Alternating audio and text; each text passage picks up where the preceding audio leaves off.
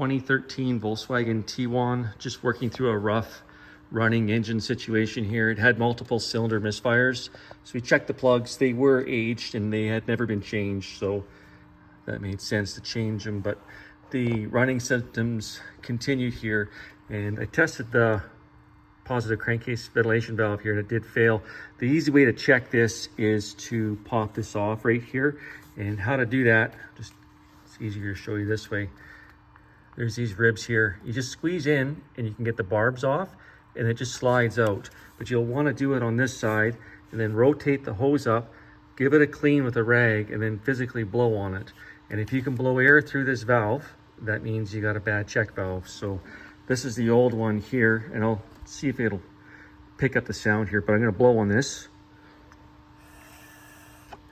And you can hopefully hear that, but that was the air rushing through it. The new one, when I blew on it, it's got a check valve inside it and it stops the air from blowing through. So a quick check, just blow into that hose, and if you can blow through it, you got a bad crankcase ventilation valve. To change that, you got to take the harness off here.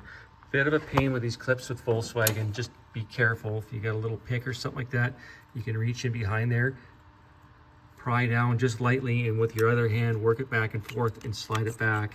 And you gotta do all four at the same time and the harness will come off and you can just push it back out of the way. I also removed coils 3 and 4, and to get those off with a screwdriver, this pick's not good enough, but just as an example, pry underneath there and carefully you can pop the coils up, get them out of the way.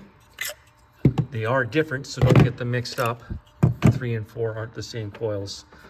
And that'll give you access to all these bolts. There's 9 of them, so make sure you get them all. Some are hidden back, like underneath the harness. There's 1 back there. There's 2 if you look there, and there's 9. So make sure you get them all. And that valve will just lift right off, and it'll look like that on the bottom side.